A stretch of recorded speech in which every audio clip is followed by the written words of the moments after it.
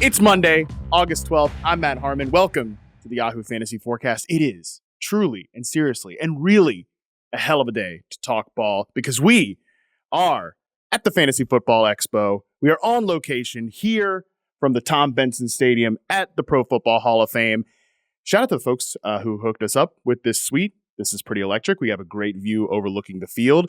And join me to talk a little ball. The cherry on top of that great sundae that I just built is the one and only Scott Pianowski. Scott, what's going on, buddy? It is electric in here, and great to be at the Hall of Fame. Great to be at the Kings Classic. Great to be sitting a couple chairs down from you. Snake draft, salary cap draft. We get football teams. We get football to talk about. It's a glorious day. I mean, Dontavian Wicks just scored a 65-yard touchdown in a preseason game before we got up here. I feel alive more than I've felt in months, Scott. And yeah, I mean, it's great to see you, buddy. This is literally the first time Scott and I have seen each other since either like late 2018, early 2019, pre-COVID, Scott. So this is pretty great. It has been a great weekend here so far at the Expo. As Scott mentioned, we drafted a couple teams today. That is what we are going to be talking about on this here podcast. But before we get to that, got to give you a programming note for your life. Sign up for Yahoo Fantasy Football League right now. We just drafted teams today. You're going to be drafting teams. So do it on Yahoo Fantasy. I mean, come on, you're listening to this podcast. Give me a break. What are you doing with your life if you haven't signed up for your league yet? But I will give you one more reason to sign up. Yahoo Sports and NBC are teaming up for a $1 million sweepstakes. Here's how you enter. You sign up for that private Yahoo Fantasy Football League and you draft your team. Boom. That's easy. If you draft players that start and score a touchdown in the week 1 games on NBC and Peacock, you'll earn bonus entries into the sweepstakes. That is fantastic. Each person can earn up to 8 entries, 1 just for signing up and up to 7 more for touchdowns scored in those 3 games. Deadline for entries is September 5th. So visit yahoo.com/fantasymillion to join. Speaking of drafting, like I said, Scott, we just did that today. And a lot of you all out there are drafting this month, which is why each week here on the podcast in August, we have a central theme to all of the podcasts. This is positional preview week, but we have to start it off with a very unique mock draft Monday, Scott, because it's not a mock draft. These are actually 2 real drafts we did today. A couple 14-teamers. One was a snake draft. One was a salary cap draft. Before we talk about our specific teams and drafts, Scott, I do just want to kind of get your feel for the whole day and the differences between drafting in person versus online. Yeah, a lot of things to consider. These are both 14-team leagues, so our rosters may not be as strong as the rosters everybody out there is drafting. And I believe there's a relegation component to this league. If you come in last place, you get booted to a lesser league. So yes. People say, oh, these expert leagues, you're not playing for anything. You're all buddies. You're all playing hacky sack. No. This is cutthroat stuff. And I'll tell you, my head's still spinning because we drafted, you do a snake draft as it is, will scramble your brain, especially a 14-teamer. And then you do the salary cap where literally the entire player pool is available to you, and you and JJ Zacharyson are basically ready to drop the gloves, and Ratcliffe's getting on people's nerves, and Bob Harris and the Fantasy Pros guys. You had a little rivalry going, and so I'm tired. My mind is a little bit. I mean, it's going to be fun to talk ball with you and talk about our teams, but it's a challenging day to do 2 drafts, a doubleheader basically. There's a reason why most people probably have 1 draft in one day, but then again, it's exhilarating too. It's fun. We're in the toy department, and it's a great day to hang out with your friends. Dude, it was super fun. We had some great people involved. You mentioned them in the snake draft. We had Jeff Radcliffe. We had a couple reps from Fighting Chance Fantasy. Dennis Clausen was there. Pat Doherty, Jim Coventry. Full-time Fantasy had a couple reps, including Jody Smith in the snake draft. Greg Kellogg sat next to me. Had a lot of fun with Greg, Fantasy Sports Writer Hall of Fame, just much like yourself, Scott. Yes, and you were on the other side of Greg. Then we had Pat Fitzmaurice from Fantasy Pros. We had Colby Conway, Bob Harris, Dave Richard, and JJ Zacharyson. And you said that, this is cutthroat stuff, and it definitely is. But there was some hijinks perhaps going around, maybe from your boy here towards JJ every now and again. But, that's part of the fun. And I'm with you, man. My brain is basically mush. So we'll see what this podcast even comes out like, because right. I mean, by the end of the salary cap, especially, we're trying to can I just go to the bathroom? Can I just go to the bathroom, and can I get AJ Dillon out of here in $1? So that will obviously be a very different part of the strategy discussion, but let's jump into our snake draft first. Like I said, 14 teams, kind of went over the order there that I just listed off. Scott, you were picking ninth. I was 7th. You were 9th. We actually got to choose our spots in order. Were you kind of, I think I might have picked mine before yours. Yeah, you had the 10 of hearts, which was a good card. I had the 4 hearts, which like in poker is a bad card. And I was glad in a 14-teamer. I don't like to be on the end. I know when Jeff Ratcliffe had one of the earlier nomination picks, he immediately took one. Went first, yeah. Some people like the wheel. Some people like picking first. Andy Barron's talked a lot about how historically the number 1 pick has been advantageous. But I feel, and everybody has a different personality, a different perspective of the player pool. I feel for my personality, I draft better in the middle of a draft where I have a feel for the player pool. I'm never that far away from a pick. Where if you're picking first or you're picking 14th, you're going to go 20, 22, 24, whatever it is, picks. And there can be massive runs. There can be massive shifts in the way the players are going off the board. And I just want to have a say in that. I don't like to be too far removed from my pick. So for me, I'm a middle of the draft guy. I would have picked, if I had any slot, I would pick 3, 4, 5, something like that. But I was relieved that 9 was still available, so I wasn't too far on an end because that's just not my personality for a draft. I think you and I wrote a piece for the site recently where we talked about the ideal draft spot, and I think I had said that 5 to 8 was kind of my ideal spot because usually you're either going to get one of the top 3 running backs to fall to you, or if people go running back heavy, you're going to probably have your pick of a few of those top 4 receivers to me, which is exactly what happened. Like I said, I picked at 7, and the first 6 picks went Christian McCaffrey, Bijan Robinson, 2nd overall. Brian Drake took Bijan Robinson there from Fighting Chance Fantasy. I thought that was a pretty aggressive, but I really liked it. I like Bijan Robinson a lot this year. Jamar Chase was the first receiver off the board to Dennis. Then it was Justin Jefferson, Breece Hall, CeeDee Lamb. So I felt there was a teardrop there from Tyreek Hill, who was the player that I took. Yeah, I mean, what's there to say? Tyreek Hill, if he stays healthy in the second half of last year, would have received an MVP push. It was pushing for 2,000 yards. Uncoverable. The McDaniel schemes, 2 was good enough. And so I knew you were going to take Hill, your receiver guy, on brand. There was a couple times, Scott, when I made a pick and you go, of course. Which, by the way, though, there were a couple times you did things in the draft and I was like, of course. Yeah. So we were starting to get to know each other. We were finishing each other's sentences by the end of the day. But so you take Tyreek, which was the right pick there. I think most people would have gone that way. And I'm thinking, oh, man, I want Sun God. I want St. Brown so bad. Kellogg's going to take him. And then I don't know what I'm going to do. Maybe I'll take Jonathan Taylor and pivot to a running back hero build, which is kind of my preferred build this year. And then he took Saquon Barkley, who, with much due respect to Greg Kellogg, who's been playing for an awful long time, I don't view Barkley as a first-round pick this year. Yeah.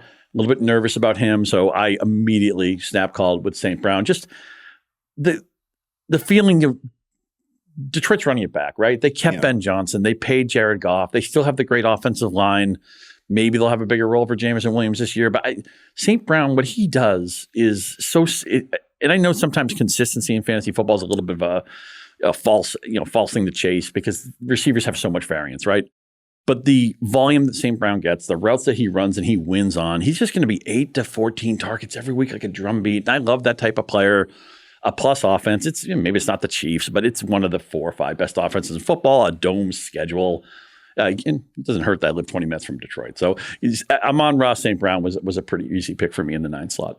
No, I thought you got lucky there. Honestly, that Greg made an aggressive pick with Saquon because I'm with you that I view Saquon, if he's a first-round pick in a 14-teamer, maybe, but it would have to be like one of those final picks in the first round. So I was surprised by Saquon Barkley. So I think you got lucky there with St. Brown. I want to ask you this, though, because there are some people that I look at my receiver tiers, and I'm not talking NFL tiers for a second, because I do think Amon-Ra St. Brown's a tier 2 receiver in the league, and he's like the top of tier 2. I also think in fantasy, he is a tier 2 receiver at the top of tier 2. I don't necessarily view him with Jamar, with Justin Jefferson and CeeDee Lamb and Tyreek Hill. Nor do I, by the way. But you don't. So that was what I was going to ask is, do you think he is more of that tier 2 receiver? And if he is, what keeps him out of that first tier? Yeah, well, just not enough touchdown equity. Mm-hmm. Doesn't dominate the intermediate and deep parts of the field. So he's never going to be Tyreek Hill. And he knows that. Even where he's drafted, right, was a 4th round pick out of USC. Although once the guys get in the league and establish themselves, we don't care about that as much. But the other choice I had, because again, I love the hero RB build, is I could have gone Jonathan Taylor and then pounded the receivers. But I was worried in a 14-team league, we start 3 receivers, we start multiple flexes. Should have mentioned that. Yeah. I thought wide receiver was going to dry up quicker than it would in a more traditional format. So I'm like, I want to break the seal in my wide receiver room, and I think there'll be a good running back I can get in the second round. Now, here's where I made a kind of controversial pick. Second round, I want to get my anchor and then go back to my receiver build. Kyren Williams is available, but man, I'm just nervous about Blake Corum. And I was saying to myself, I'm not even sure if I have Kyren Williams ranked ahead of Isiah Pacheco. But I'm like, I just think Pacheco's the right guy. He's become a 3-down back, Andy Reid offense, caught the ball down the stretch. He's got a lot of touchdown equity. He's obviously shoved the other backs in that Kansas City rotation, to the sidelines. He's a high snap share, high touch share guy now. I just think this is the right pick. I don't know what my rankings are. I'll change them before this podcast comes out to reflect that I picked Pacheco over Williams. Yeah. I think a lot of people may have gone the other direction on that. Yeah, I know I wanted to touch on this tier of running backs because I know I need to make a change in my rankings after being on the clock. And this is the best part about doing multiple drafts is you really look at your rankings and you put them to the test. And I mean, man, nothing, especially when we get to the salary cap draft portion, that'll really test how you feel about players. But that's almost just a completely different exercise because in a snake draft like this, you really do have to, when you're on the clock, weigh these players against each other. And this is a good player debate. And this is how we do rankings, and people out there probably at least have some kind of idea of tiers or rankings, or maybe you're working off our rankings, whatever it is. But as you said, those rankings get tested when you draft. Mm-hmm. And that's why you do mock drafts. And that's why you do best ball drafts. And that's why the idea that you're just going to draft once. No, if you're listening to this podcast, you're not drafting once. You're going to have multiple teams or practice drafts, or maybe did some best balls or different formats. And what happens is you have an idea what the player pool is like. And then when you're on the clock, you find out how you really feel. That's when your convictions kind of, that you water them and they grow, and you say, okay, so now Isiah Pacheco's over Kyren Williams on my list. Now, are you worried about Williams at all? Corum, how do you view that backfield? Yeah, so I actually have Pacheco over Williams, so I would have made that pick with you, and I want to come back to him in a second. But on the Kyren Williams thing, and I'll spoiler alert say that my third round pick was also a Rams player, was Cooper Kupp. I'm a little nervous about the Rams ecosystem just being a little too fragile. There's your ecosystem ref, so you can take a drink right now, folks at home. You go for it too, pal. I am just a little nervous about the offensive line injuries. I'm a little nervous about Puka's already dinged up. Matthew Stafford's obviously an injury risk. Cooper Kupp's an injury risk. Kyren Williams himself is an injury risk. But ultimately, I still think that I think Blake Corum will get mixed in a little bit, but if you look at the games where Kyren Williams wasn't even like a 80% of the touches player, he was still a highly productive back. So if things break right for Kyren Williams, if things break right for the Rams, I do think he has legitimate top 5 fantasy back upside. Whereas with Pacheco, and I wrote this in the draft blueprint piece, that all of these running backs basically outside of the first tier, are really these like second round to third round backs, they've all got at least 1 to 2 serious warts. I think the serious wart for Pacheco is just that the Chiefs and Patrick Mahomes had more completions inside the 10-yard line than any other quarterback. When they get down there, they try to throw the ball. So I think he just has a touch lower touchdown equity than Kyren Williams. But like I said, I think I'd still take Pacheco over him. But yeah, Williams is definitely a risky pick. And it's interesting. When we get to the third and fourth round picks, we both ended up. This wasn't my plan. We both doubled up on an offense, and you doubled up on a Sean McVay offense, and I doubled up on an Andy Reid offense. Well, you went in the fourth round. You went Rashee Rice, but yeah. So in I think those are two offenses that are good to double up on. Sure. Yeah. Like if we're trusting a coach, I think I feel pretty good about McVay. I feel pretty good about you trusting Andy Reid there. So again, second round. You went Pacheco. Greg took Travis Kelce between us. And then a bunch of receivers went off the board. I will throw this at you, though, because this is the one that tested my rankings in the second round. I really thought Devon Achane, Kyren Williams. My rankings said Achane. When I got on the clock, my finger clicked. I guess in this specific scenario, I shouted it out because that's how we were making these picks, and which was super fun. I don't think I've drafted like that in a long, long time, so that was cool. I said Williams, but my rankings said Achane, so I'm going to have to go and change that. How do you feel about Achane related to these other backs? Achane's tough for me because we're never guaranteed. I feel this way a little bit about Jahmyr Gibbs too. You roster these guys. You're not guaranteed on any Sunday they're going to lead their team in touches. You're not guaranteed if they have a goal. If they get inside the 5. Oh, they just scored a rushing touchdown. You don't know that your guy scored. Yeah. There's a decent chance it was Mostert. There's a decent chance it's Montgomery. That's a good point. So that makes me a little bit nervous. But look, Williams was a league winner last year. He's one of the most impactful moves. Why we always talk about hitting the fab market, the free agent market early. So if you hit on somebody, you get the most impact from it. And him and Nacua were two guys who tilted leagues. Maybe Nacua a little bit more because he was healthier for more of the season. But I think it comes down to what you see. A lot of people say, well, McVay's a one-back coach. And I think the best coaches work talent to scheme, not scheme to talent. And if they like Corum, Williams can still be a second-round viable player, even if Corum has a role. You just don't want to be a 60-40 or a 50, or a hot hand situation or something like that. But look, when I punched Pacheco, or I guess when I called out his name, I knew that the determination if it's at the right pick or not, it's going to be tied to Kyren Williams. My regret is going to be if Williams has another monster year, and he probably has a higher ceiling than Pacheco, then I'm going to feel like I blew it in the second round. I mean, that's already a lingering, did I do the right thing? Interesting that you feel that way, though, because I think that if you just forget what happened in the draft, which the draft is over now, now it's moving forward to the season. I don't think Pacheco will disappoint you to the point that you're looking back on this pick with a level of regret or anything, just because I think he is a very solid selection in his own right. Well, so it also may speak to some people. I know at some point every draft's about upside. When you're making your final few picks, upside, middle round picks, upside, 6th, 7th round pick, upside. I think floor is part of the discussion in the earlier rounds. And some people be like, that's crazy. I'm playing to win my league. I'm going to make the hair on fire pick every round. I still care about floor. And I guess maybe Pacheco's floor felt a little bit more sturdy to me. And maybe that's why I made that pick.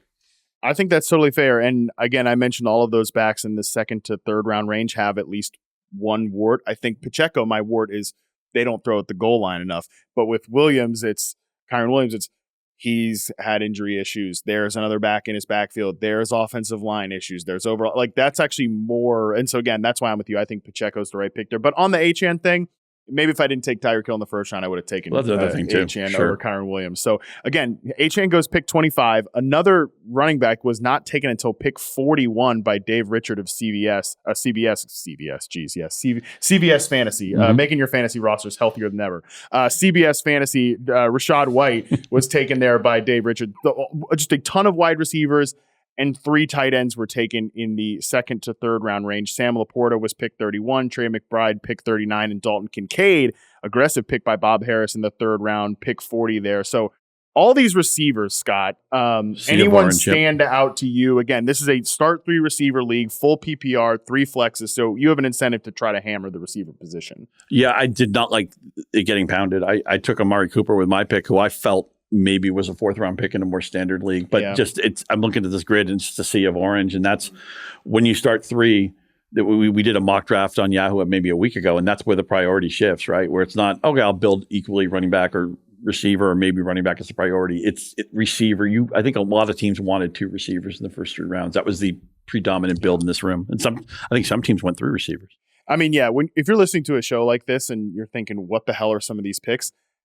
This is what you have to do when you look at some of these analyst and writer leagues. This is not going to, mirror your home league with your buddies and stuff like that. Nobody's taking DJ Moore at the 27th pick in your home league, most likely, but he did go in the 27th pick here. So I will say I went with Cooper Kupp because I thought there was definitely a teardrop to the next guys. George Pickens, Amari Cooper, and Malik Nabers. You picked Cooper. Greg picked George Pickens. Malik Nabers went to Pat Fitzmaurice at pick 38. I thought Kupp was the last guy of a tier. And frankly, a couple of guys that went before him, I didn't even think were in the same tier as Cooper Kupp. So I know I'm just saying all this about the Rams' fragility, and I took 2 Rams players, but I'm a tiers guy. That's kind of the way I draft. So that was sort of my logic there. Also, consider this. I mean, Cooper Kupp was probably the MVP of the league a couple of years ago. Quarterbacks have to win the league MVP now. It's where NFL is right now. But Kupp is the best player in football. The year they won the title, they beat the Bengals in the Super Bowl. Puka Nacua, as great as he is, was always hurt in college. He's dinged up, not a serious injury. They're downplaying it, but he's dinged up right now, had an injury history in college. It's totally plausible to me that Cooper Kupp could be the number 1 receiver on the Rams. Why not? I mean, he's still not that old. I know he came in the league at 24, whatever. He's in college at 4 years when nobody really good did that, but he ended up being a great player.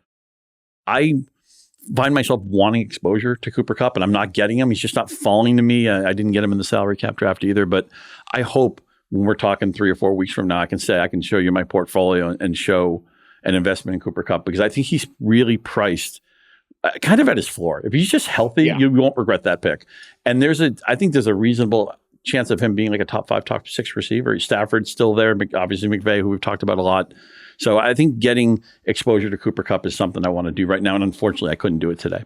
Yeah, I have Kupp at wide receiver 17, which, if he stays healthy, he's going to beat that ADP 100%. I'm just accounting for some level of risk there because I do think there's a gap in skill set now between Puka Nacua and Cooper Kupp. Like, I think Puka has officially passed him as the one, but there is some, just again, level of risk there. But yeah, I mean, guys like DJ Moore, Michael Pittman, Devonta Smith went before Cooper Kupp in this draft, and I have them all ranked after him. And even a couple guys, again, in the next tier went ahead of him that I just, again, Cooper Kupp I think is a good pick this season. But I wanted to ask you about the Amari Cooper versus Malik Nabers thing, because like I said, Malik Nabers went at the pick after yours. We're in the middle of preseason here, Scott. I mean, like I said, Dontavian Wicks balling out. Caleb Williams tearing things up today. Hey, Andy Behrens.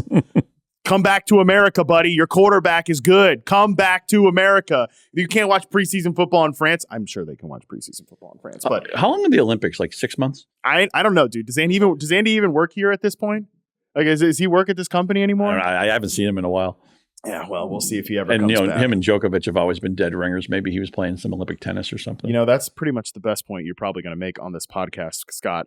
But yeah, anyways, what the hell am I talking about? I like to peak early. yeah. Let's peak early here in the first 20 minutes or so. But no, my point of saying this is that the day before we left, Thursday evening, the Giants had a preseason game, and there's already screenshots on Twitter of like Malik Nabers throwing his hand up. I saw Nate Tice, our colleague, point that out, that on his first NFL snap, quote unquote, Malik Nabers is throwing the hand up when he's open and doesn't throw me the freaking ball. Yeah, there's accounts on Twitter posting screenshots like, look how open he is. It's like, come on, bro. Like, let's give it a beat. But I think Malik Nabers even said after the game, yeah, I got open. It just, things have to go right for the ball to come my way, which, by the way, I could probably have the slogan of reception perception be that. But I'm saying all this. By the way, you mentioned that. That game was at Detroit. Yeah. Does it remind you of a game last year with the Raiders of Las Vegas? Go on Monday night to Detroit, and Devontae Adams was waving the hand, and Jimmy Garoppolo was airmailing him, like all day. The game that got Josh McDaniels finally mercifully sacked, and basically Garoppolo's starting career was basically over that night too. I mean, the Raiders bottomed out that game. The Lions dominated yardage wise. I don't know why the final score didn't reflect it, but I almost thought Devontae Adams would be like, I'm done with this. I'm going to walk the earth. I'll go play in the CFL. I'll go. I mean, he basically did say some things like that on the sideline, according to that Netflix show. But that might have ended Jimmy Garoppolo's NFL career. Sounds like he might not even make the Rams' final roster as the backup. But anyways, nobody cares about Jimmy Garoppolo. Amari Cooper versus Malik Nabers. Did you have some conviction in not taking Nabers in this spot? Because he has just been a buzzy player of late. And I like Brian Dable. And how much better is the Browns quarterback room than the Giants, really? I mean, last year, here's the thing with Cooper, though. I wrote an article last week about the most boring but good value players, and Cooper was one of the signature guys there. 5 quarterbacks play for the Browns last year, and it's a motley crew. Deshaun Watson's a mess. That got Flacco off the couch. I mean, they have a bunch of other guys who will maybe never start another quarterback game in the NFL again. And Amari Cooper's quarterback proof. He does not care. He gets open. He produces, meshes well with Stefanski. And the thing with Cooper, and then I take Rashee Rice in the next round, maybe Cooper and Rice are soft, quote unquote, wide receiver 2s, but collectively they make like maybe a lesser wide receiver 2, but then a really strong wide receiver 3. It's like, the fingers individually, maybe they don't hurt you, but you put them together, you make a fist. That's the old Mike Krzyzewski quote. So I thought double tapping receiver. And also, I think with Rice, to pivot to Rice for a second, I think and I'm no lawyer or anything, but I think we're deep enough into his situation that I think if he is suspended, it may be kicked down the road to maybe next year. So, some people be like, I don't want to draft a guy with any suspension cloud over his head. I think Rice might be in the clear for 2024. So, yeah, does Cooper fit like a 3rd-round pick? Is he as good as some of the guys who went early in the round? Probably not. But I think taking 2 receivers back-to-back, it got me the receiver room I wanted. One of the stronger top 3 units I can roll out there week to week. Well, and the good part, too, about your receiver room here with St. Brown and Rashee Rice and Cooper sandwiched in the middle is that I do think Cooper, because of the quarterback issues, is going to present you some level of volatility. But I think Rashee Rice, if he's out there, is going to be a high weekly floor player. But you taking Rashee Rice in the 4th round does show a level of conviction that you think he's pretty clearly the wide receiver 1 in Kansas City. Yeah, I think he established that last year. And again, it's, this more than anybody. Receivers do different things. They added Worthy, deep threat. Marquise Brown on a prove-it deal, 1-year contract. He's going to run a lot of clear-out routes. Rice obviously will work underneath his room for all of these guys. But I think the target share has to favor Rice. So last year we were banging the drum all in the first year. When they get steering to Rice, when can pick up this guy? When can we start him? When can we trust him? When can he become set and forget by the end of the year? And certainly in the playoff run, he had ascended to that. You see that so often with young players, right? They're almost like second-year players in the second half of the season. And so Rice became that circle of trust player for us down the stretch in the playoffs. And I see no reason why he can't build on that this year. At least do what he did in the second half last year and maybe be a little bit better. I know this player right now literally was just cut this weekend, but he does remind me so much of Juju Smith-Schuster early in his career, where I don't necessarily think he presents all the skills of the traditional outside number one receiver. But I learned this lesson with Juju in his second season, that just because he doesn't check all those boxes, if the rest of the surroundings are right, that player can be an extremely productive player in fantasy. And there's no better situation than being Patrick Mahomes' wide receiver, especially with those two clear out guys, as you mentioned, on the other side. Okay, we're going to take a quick break. When we come back, we'll keep running through some of these mid and then eventually some late round picks in the snake draft. All right, we're back, Scott. We're continuing to roll through our snake draft in the Kings Classic. Like you mentioned, you took Rashee Rice. By the way, we'll definitely we're showing the draft boards on YouTube. If you're watching this on YouTube, you can see that. We'll also link there in the show notes as well. So you took Rashee Rice, and then the running back run finally starts to take off here. Like I mentioned, Rachaad White at pick 41, Joe Mixon pick 46. Then you take Rashee Rice, and then we get Zamir White, we get James Cook, we get Josh Jacobs, we get Kenneth Walker in this fourth round. We finally get some running backs starting going here. Scott, I think this is where I don't hate this pick that I made here at pick 50. It's Mark Andrews. He's my tight end 4. I have him ranked as a tier ahead of Dalton Kincaid, who I mentioned Bob Harris took in the previous round, but I do eventually, and we'll get to it, I double up on the onesie positions, and I started to hate myself for that. But overall, I still weigh Mark Andrews versus these running backs, and I feel much better about Mark Andrews this season than some of these guys. Yeah, I can see that. I mean, he has the ability to score 10, 12 touchdowns. He could be the tight end 1. We like the Baltimore offense. Lamar Jackson coming off an MVP season. All Andrews has to do really is stay healthy. And even with the emergence of Flowers, Andrews is always going to have tremendous touchdown upside, even with Henry there. Jackson doesn't run him in as often. So I'm okay with that. My strategy coming in, I was going to wait on quarterback. You can do well at any price point. And I was going to kind of feel out the tight end market. I think I waited too long. I didn't ultimately fill the tight end room the way I wanted to. But yeah, you ended up with Dalton Schultz and Tyler Conklin. That's not good. I probably have I have the weakest tight ends in the league, and I'm okay with that. Yeah. But the thing that surprised me is my pick was Ramondre Stevenson of the Patriots in round 5. Yeah. Yes. 1. Do I want to invest in the Patriots offense? Not really. 2. I talked about that hero build, that anchor running back build, and at this point I started to think the running backs were better than the receivers that I was seeing as opportunities. So I took Stevenson here. My draft really got boring because I got Stevenson, bad offense, kind of a good player but not a great player, not an electric player. Next round I took Cortland Sutton, all that touchdown equity last year. How could that possibly repeat? Broncos offense could be, we'll see how quickly Bo Nix plays, if they can get him up to speed. And after that, I took Devin Singletary, another guy who was in that boring veteran. This is the all boring run. I am putting together a boring roster. And, the thing that felt really nice is after the draft, I forget what software they were using, but they projected the standings or they gave you a grade or whatever, and I got a B+. The guys on Sirius like my draft. And I know that means nothing. And some people are like, I want them to pick me last. Give me an F, Yeah. It's always nice. It's always nice to have a little bit of validation. I don't think I have it by any means a juggernaut, but I built a very difficult team to market because it's Amari Cooper, because it's Devin Singletary, because it's Ramondre Stevenson, even Rice. He's a run 7 yards and turnaround guy. He's not a home run hitter, Totally. Even Amon-Ra St. Brown, your first round pick, is a really good and productive player, but he's not like the flash. It's not like you took Garrett Wilson or something like, ooh, whoa, what a pick. There are not 70-yard touchdowns on my roster. No, there are not. But your pick of Ramondre Stevenson, and I'll want to come back to my team in a second. But yeah, Stevenson, I agree with you that there was a point where not all of the running backs like Aaron Jones and Alvin Kamara went in this round, and I don't love those picks. But Stevenson stands out to me as the top of that kind of mid running back 2 tier, where I would rather have him than a Keenan Allen or a Marquise Brown, who went the 2 picks right after. And the reason why I like him more than the running backs you mentioned is I like the idea that I still feel like Stevenson hasn't had his best season yet. I agree. Where Jones has had his best season. Kamara's had his best season. These are certainly guys on the way down. I mean, there's different opinions on whether or not Kamara's worth a pick this year, and people can feel that way as they want. But the point is that that's a descending player. I want a player who I think is still on the way up, and Stevenson checks that box for me.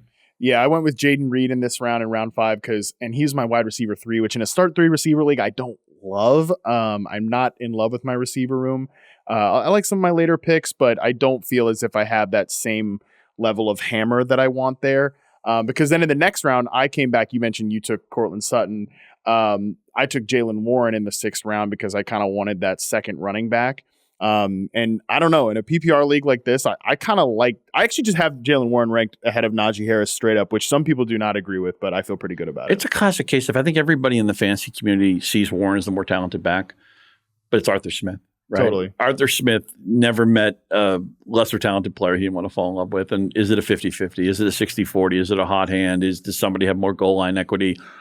I suspect that we're going to say all season, man, Warren's the best back here. Warren should be starting. Warren should be getting the majority of touches, and he's not. Why? They didn't even extend Harris. They don't have long-term plans for Harris, probably not anyway. Why are they not prioritizing Warren? I think it might be a case where, and we saw this in Atlanta, that Arthur Smith almost would call the plays to spite everybody, right? I'll show you. You want Drake London to get more than 2 targets? Watch, he'll get 0 next week. You want Kyle Pitts to be a top 5 tight end? Watch me make Jonnu Smith the featured tight end in the offense. I mean, it almost feels like Smith is doing it to get back at us.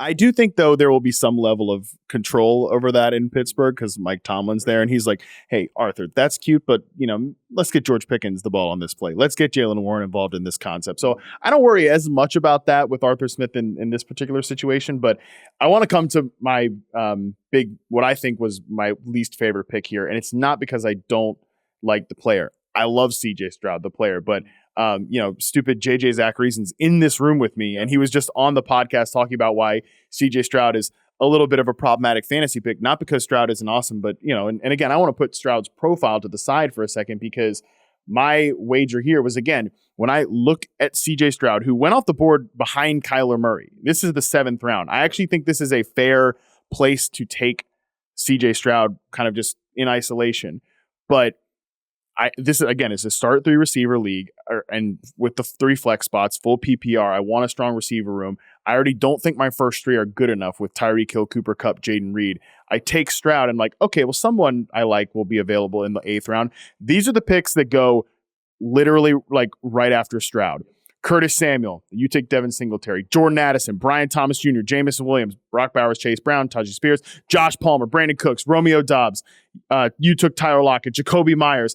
I finally take Rashid Shaheed on the way back, but I'm like, damn, I really wanted Curtis Samuel here. I really wanted Jamison Williams to come back around to me. Even Josh Palmer or one of these guys. So Brian Thomas Jr., I would have loved to get back to me in the 8th round. I do think that ended up being a pretty big mistake for me. Yeah, I think it's a case of CJ Stroud is a solution in search of a problem because quarterback is so deep, and you think, well, if it's 14 teams, it doesn't matter. And once the teams start taking the vanity quarterbacks, once Mahomes goes and once Hurts goes and once Josh Allen goes, those teams are never taking a quarterback until the very late stages, if at all, because they're playing catch up at the other position, the 6-point positions. And I think if you had, it's also with 14 teams, you have to just recalibrate and understand that Curtis Samuel is somebody in a home league you're getting in round 11 or something. You're just never getting that value. 7th round. Right. You have to recalibrate that. And it feels wrong. Like, Curtis Samuel, I like him. I can wait a round. And then you realize, I can't. And it's just funny, Brian Thomas goes, as you mentioned, a bunch of receivers who are high up on your board. And then you realize, as great as Stroud is, that your opportunity cost a quarterback would have been marginal. You would have got somebody you probably liked almost as much. It's weird because typically in a draft, and this is why it's good to do multiple drafts and everything, because this was something I felt going into the draft, and now I feel it even stronger, is that typically when Stroud comes off the board, that's my signal to start targeting Kyler Murray and then if Murray goes, then I start thinking about Jordan Love, who you took, and I want to come back to here in a sec. I call that dog whistles, right? Where the Buffalo receivers are all kind of ranked close to each other. So when one of them goes, it's like the dog whistle. Well, get ready with the other guys if you want them, right? Or 100%. As you mentioned, when Stroud goes, that's kind of the dog whistle. If you're a Kyler Murray guy, this is your time. If you're a Joe Burrow guy, maybe it's your time, or a Love guy, or something. Dak Prescott. Shout out to producer Colin, who told you to draft Brandon Cooks at dinner the previous night. I want to say you did not draft Brandon Cooks. I ignored him. No, you ignored him. Shout out to Colin, who's sitting right over there. But wearing a Brandon Cooks jersey on the Saints. Sure. I think that's actually a Rams Brandon Cooks jersey. Has Brandon Cooks played for all 32 NFL teams? Can we verify that? He's getting close. He's getting close. Anyways, let's do a full Brandon Cooks breakdown on the next pod. Yes, for sure. For sure. But I think like the weird thing is with the whistle analogy, somebody picked up the wrong whistle. Like Murray going first kind of screwed with my brain a little bit, thinking like, okay, it's good to pick Stroud, but you ended up taking Jordan Love. And again, this is what grinds my gears about this is you took Jordan Love in the 10th round. I took CJ Stroud in the 7th round. And I do think there are scenarios this where like I have Stroud ranked ahead. I have Stroud in a different tier than Love, but I do think there are scenarios. Maybe it's 20% likely or 15% likely. I think there are scenarios where Jordan Love is a better fantasy quarterback than CJ Stroud this year. And I'm curious, what are your thoughts on him because you did take him? It is in play. Now, we like the infrastructure ecosystem, if you will. Right. Both teams. Again, I talked about like Detroit running it back with Ben Johnson, Bobby Slowick still in Houston. And it's about time Matt LaFleur gets his credit. He's one of the best play designers, one of the best play callers. And when he and Love got on the same page and Love started to feel confident, and I know people look, the touchdown rate, it's not realistic. That's Matt LaFleur. Matt LaFleur is driving that stat, even if it regresses a little bit. Look at how talented the receiver room is, their playoff team last year. I think Jordan Love has been a screaming value all season. And that's why, and it's not that Stroud isn't good, but the thing is, what is Stroud, 60-40 to beat Love, 55-45 to beat Love? Maybe they're 50-50, and I get a 3-round discount on that. And it's funny, J.J. Zacharyson in the draft. I mean, what he made his bones originally late round quarterback, and this is a great year to go late round. He did, by the way, go late round also. I think Joe Burrow was his quarterback. Yeah. 9th round, I want to say, 7th round, something like that. A good price on Burrow, and 9th round. So JJ is still going back to his roots with that. This is even in a 14-team league. I think the late round quarterback strategy worked really well. So I ended up going, again, kind of after that Stroud pick, I went 3 receivers in a row because I'm trying to make up ground on receivers. For sure. And I went Rashid Shaheed, Jahan Dotson, Michael Wilson, which basically is like I'm betting reception perception likes these better than the room, which is generally true of all 3 of those players. But what do you think, like likelihood here, Scott, that any of these guys become a weekly usable player in a format like this? Yeah, I mean, I really liked Dotson last year. Yeah, you were high on Dotson with me last year. You were actually higher technically. I was elbowing people out of the way, and I realized I was just elbowing myself out of the way. But it did not work out, and Sam Howell threw 1,500 passes, none of them on target. So Dotson disappointed. Terry McLaurin, who I will forever be in his corner. He can be retired. I'll still be drafting Terry McLaurin, but. Hopefully Jaden Daniels is ready. Can Cliff Kingsbury be one of those failed head coaches who works as the coordinator? We'll see about that. But at this point, you're looking for plausible upside. And every player you draft is going to have something, quote unquote, wrong with him. I like Rashid Shaheed a lot. We saw he was kind of a darling in the fishbowl because his return yardage is part of that format. Really interesting quirk in that league this year. But nobody likes Derek Carr. If they had a quarterback people like, Shaheed goes 2 or 3 rounds early. Yeah. Right? I mean, he is a splash play. Waiting to happen. This guy gets behind defenses. Obviously, he's not Chris Olave. They still have Kamara. They have other pieces there. But Shaheed's a player, especially in this format. 3 wide receivers, 3 flexes. Shaheed goes from, in a traditional home league, he's a bench player. He's, okay, we'll see if he pops. If he doesn't, maybe I'll cut him, whatever. You're going to start Rashid Shaheed week 1.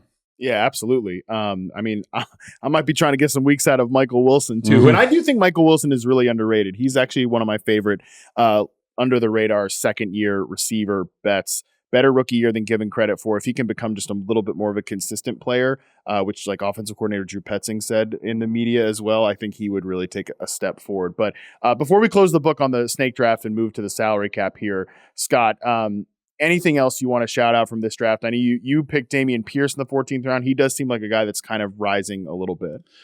He's just one injury away, mixed in, downside of his career. We'll see if he can see. And, Pierce is not a bad player. I realized last year he got hurt and Singletary got some momentum. And so the idea is like, Dameon Pierce is no good. And we don't know that. It's his 3rd season. He's such a good value in his 1st season. And I like that you mentioned Wilson. We've been spoiled because so many rookie receivers have splashed. Most of these guys are going to need development time. Yeah. Learn what the NFL is about, learn the routes they have to run at this level and establish, some pecking order with their team. So just because some guys don't splash right away, it doesn't mean they can't be good. And in the case of Wilson, I think he's a perfect Mr. In a lot of standard leagues, he'd be a Mr. Irrelevant pick. He'd be like the first name on the watch list. If you have IR spots to play with, that's probably where Michael Wilson comes into play in a more traditional league. But I thought he was a good pick for you. I did not get a good tight end room. Worst tight end room in the league. Now, of all of the 4 major positions, I don't want to be weak anywhere, but at the expense of getting a running back room I liked, getting a receiver room I liked, getting what I thought was a competitive quarterback room. Matthew Stafford's my second quarterback. And in this format, most of the people did take 2 quarterbacks. That's the only time I cared about bye weeks, by the way, is at quarterback. I pretty much ignored them for every other position. Sure. I'll deal with it when I deal with it. I think that's just an overrated strategy. Oh, I gotta take another receiver because week 12 looks problematic. Your roster will be so different then. Yeah. But at quarterback, I do care about the bye weeks. But if we did it over again, I would have made a little bit more of a priority at tight end. But I'm fine with my boring value team. It's very much on brand for me. It was definitely a boring value team, but I agree with you. If you can strike gold at tight end, maybe Schultz is just a boring floor player. You end up finding somebody off the wire. I think this is a really good and competitive team. And yeah, my big lesson is definitely just I don't know if I want to double up on onesie positions like I did here in the first 7 rounds in a league where we're starting this many receivers and flex players. All right, let's take another quick break. When we come back, we will recap the salary cap draft, which was just a complete mess. So I'm looking forward to talking about that. All right, we're back. Scott, we did a salary cap draft because, shout out to Bob Lung for putting this whole event together. The expo is always awesome.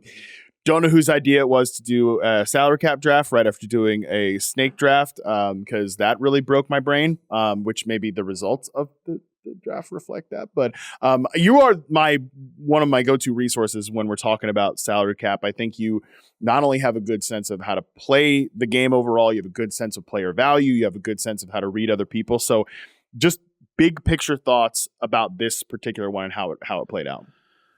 Yeah, it's my favorite format because you can build any kind of roster you want. Yes. You want to have the 3 best players in football? Go ahead. You'll have stars and scrubs. You'll have $1 players at the end, but that's your choice. You want to link guys together. You want to run a stack. Whatever it is, you can do anything you want. Roster builds that are not possible in a snake draft are available to you in a salary cap draft. And there's so many poker elements. Does this person really want this player? They're just trying to push me around.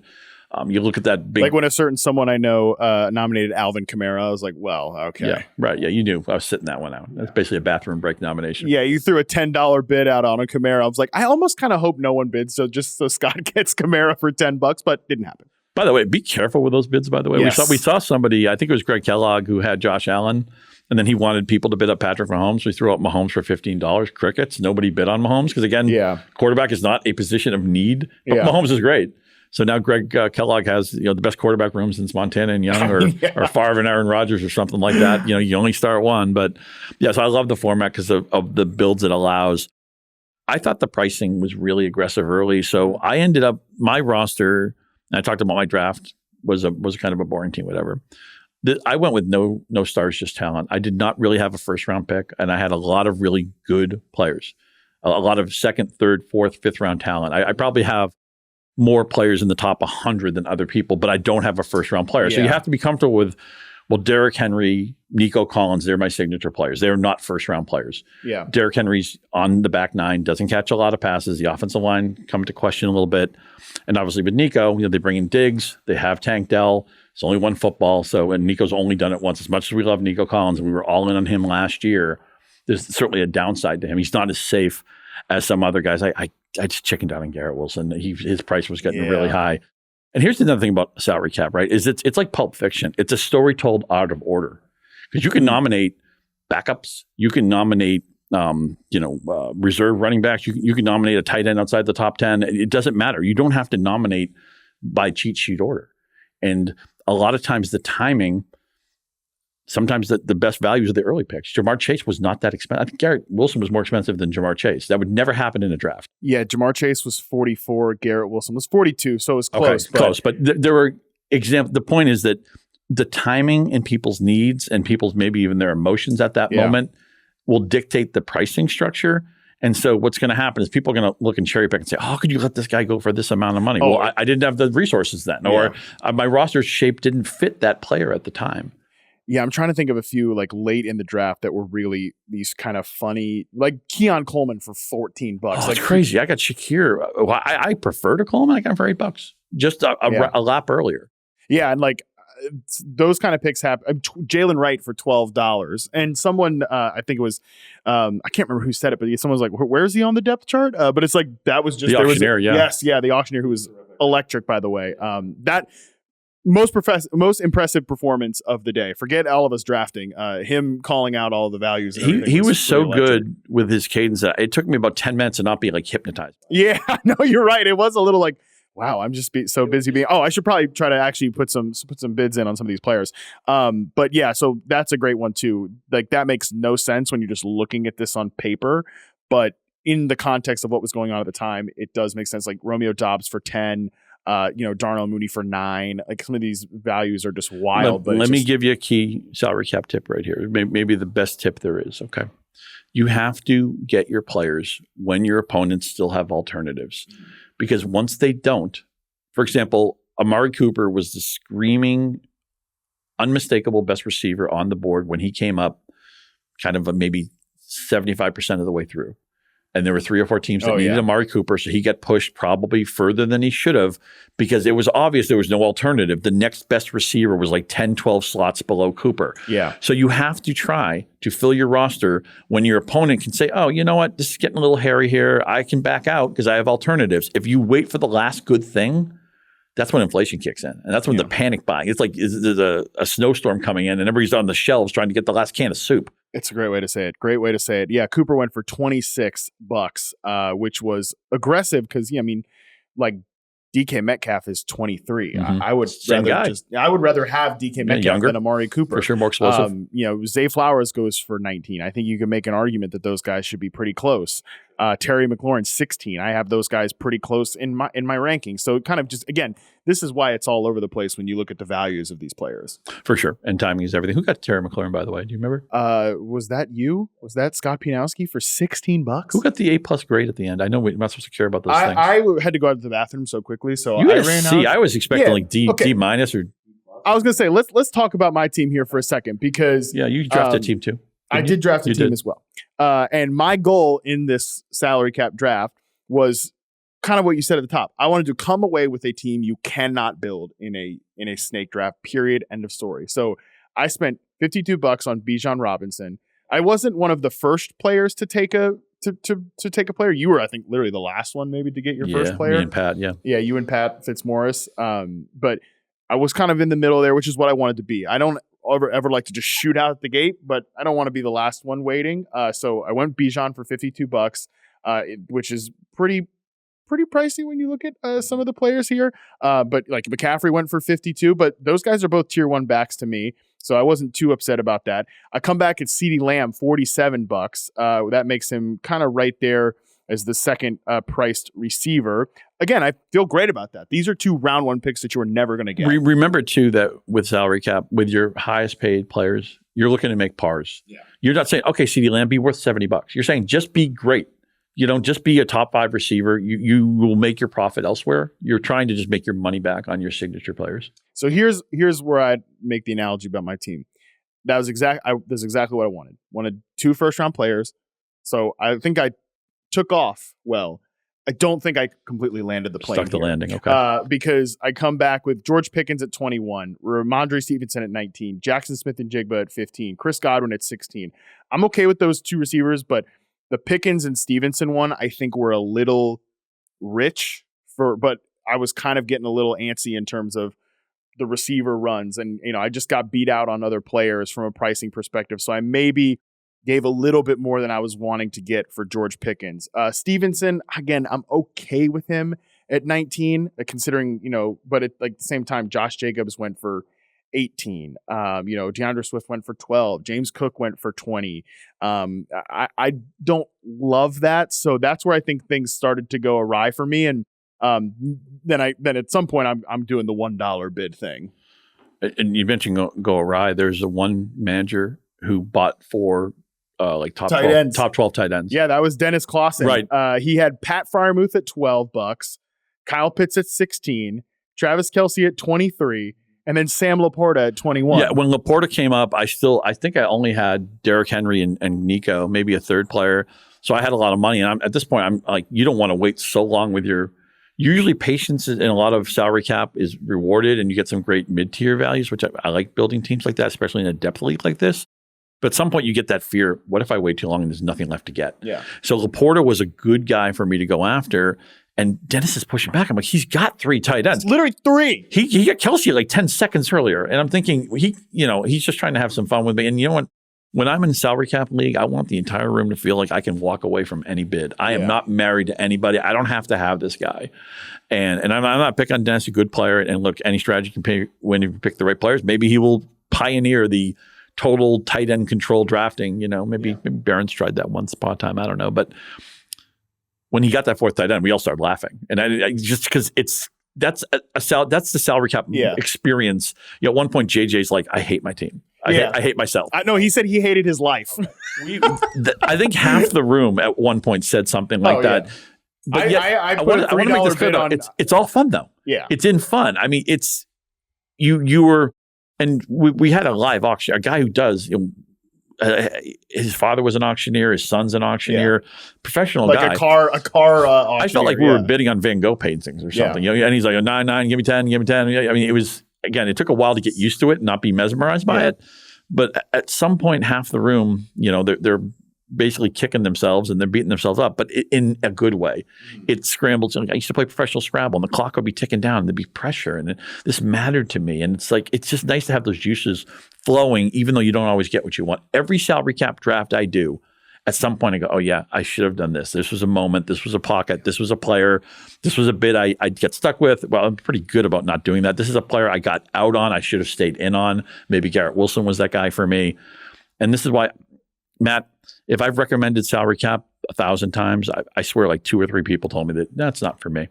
We can do it on Yahoo. It doesn't have to take that long. You can tinker the settings. It's a little bit longer than a draft. It's totally doable online. Definitely budget some more time. For sure. Budgets are the software will estimate how long it's supposed to take. Just you probably want to lower the nomination times from what the standard settings are. It depends on who your room is. You can also do it offline and then, make a day out of it.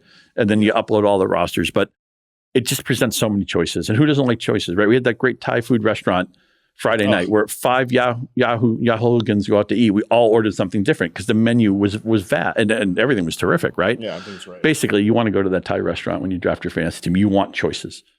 And I think you did a really good job of that in terms of got 3 guys who are probably 2 to 3 round picks, round 2, round 3 picks. I don't know if I would do the 2 round 1 players again, but if I did, I would probably try to shoot for more value guys to come away with more, I would say round 5 to 7 players, because I don't know that I necessarily pull that off. Again, I don't mind the receiver room of CeeDee Lamb, George Pickens, Jackson Smith and Jigba, Chris Godwin. Brian Thomas Jr. actually was like, I ended up putting $9 on him, which is a little aggressive, but I was like, this is the last guy in a tier. And that is one thing I would say.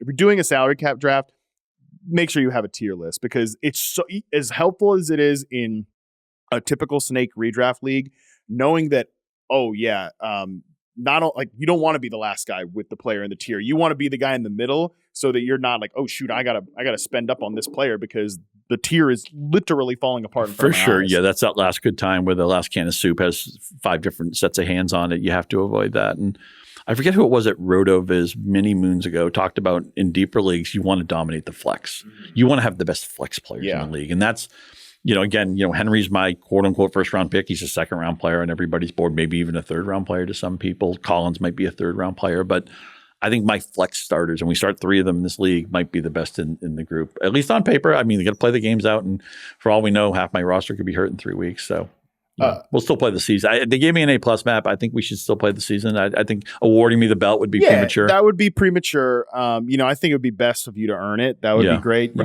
don't want you to come in here with this attitude of like, I've been there, done that, the whole thing. So I think you got to earn it, Scott, for sure. I think 2 more things.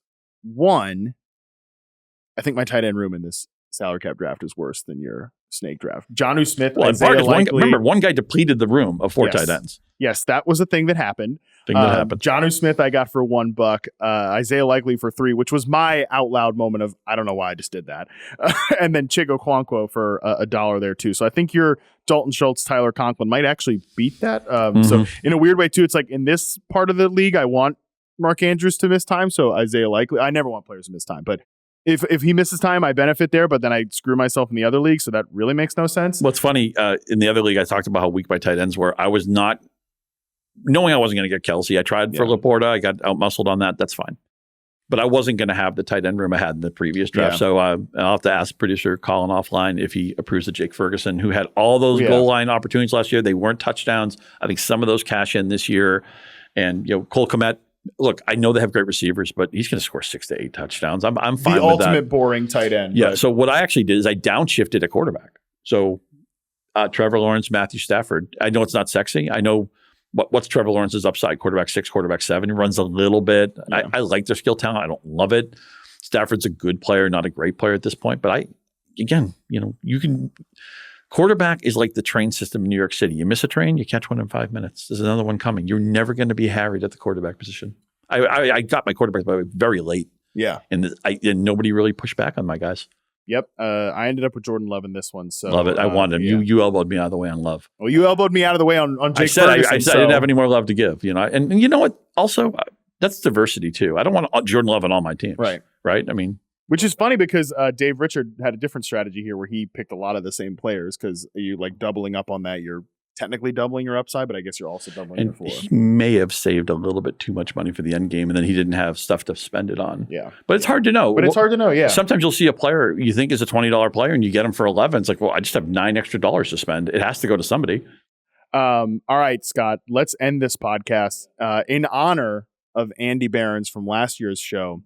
Who do you think is the weirdest player that you drafted today, either in the salary cap or the snake draft? Well, again, shout out to producer Colin. I'm believing that Zeke Elliott is going to fall into the end that zone is not the weirdest player. No. Scotty. That is not the weirdest player. DeMarcus Robinson, you buy that?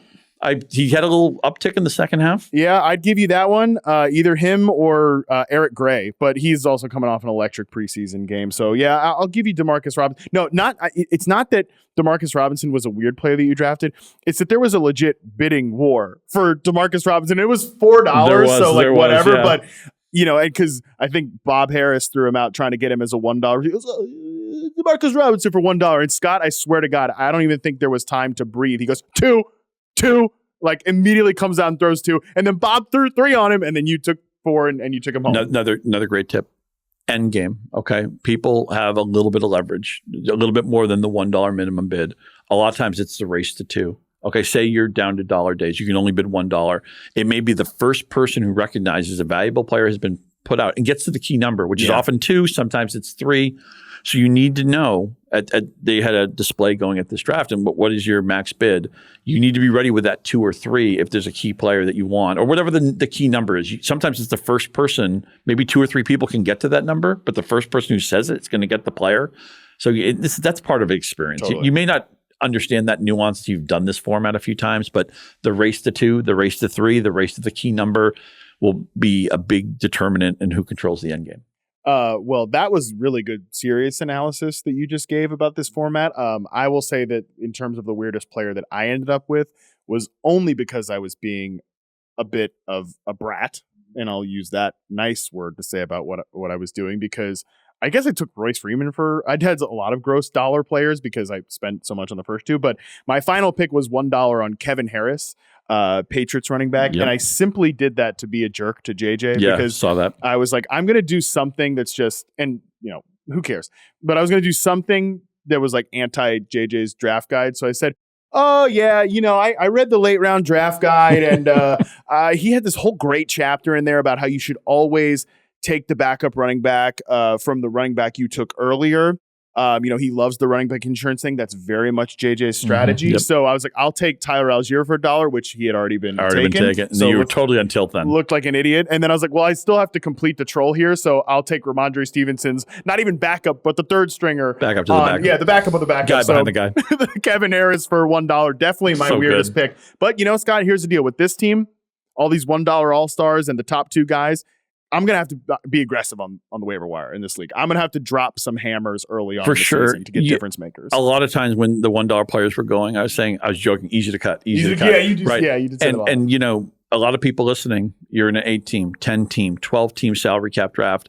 Stars and scrubs is very viable in those types of leagues because the replacement value in the waiver wire is very, very high. Now, what's going to be problematic for somebody who goes stars and scrubs in this format, a lot of $1 players, you're going to have guys to cut, but will the waiver wire have that high level of replacement. Now, granted, we're starting more players, so what they have to do to be relevant isn't as much. But if you are in, I would say if you're doing a salary cap, 8 team, 10 team, maybe even 12 team, stars and scrubs is a very strong consideration because the $1 players you get who you decide in September aren't worth it, you're going to be picking up really good talent. Where in a 14-team league like this with heavy bench, we also have 4 IR spots, which was a bone of contention to some. So we may not have the juicy replacement value that you would have in a smaller format. Well, here's to your boy finding the next Kyren Williams on the waiver wire in this league, because I'm going to need it to get that C closer to Scott Pianowski's A grade. Scott, that's going to do it for us, buddy. Really appreciate it. This was a super fun day.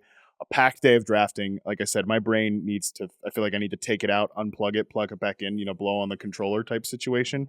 But super fun, buddy. And it was great to see you in person, and I'm looking forward to a fun rest of the weekend. Yeah, great to see. And just thanks to Bob Lung again. And just everybody in the industry was here. It's been so much fun just touching base and, sharing a chat, sharing a drink, whatever it is. It's just, there's so many great people in this industry. And just to see, some of our colleagues we don't always see, like Colin and Aaron Tan, the social editor, and, obviously Jason Klobaka, our fearless leader and editor.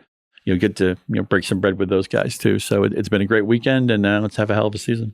Hell yeah, man! Looking forward to it. Yeah, if you're in the industry and you're not coming to the expo, you got to do it. Hey, if you're just somebody that loves fantasy football, come to the expo. It's great. It's an awesome time, and we're at the Hall of freaking Fame. Yeah. Right, if you love football, they have all these exhibits right and videos, and it's I think there's a bust of Dalton Del Don in there somewhere. I mean, there should not be. now. There will be. There will be. It's right Dalton. next to the Trey Lance bust. It'll be the Dalton. Sounds about right. So good. All right, that is going to do it for us. Really appreciate you guys watching, listening. Shout out to you. Shout out to the Fantasy Football Expo. Shout out to the fantasy football community in general. I just gave you guys a shout out, so you guys should give me something. You should like the podcast. You should subscribe to the podcast. You should rate and review the podcast. Give a 5-star rating and review for Scott's A+ breakdown on freaking salary cap drafts. You're not going to get that stuff anywhere else. I guarantee you.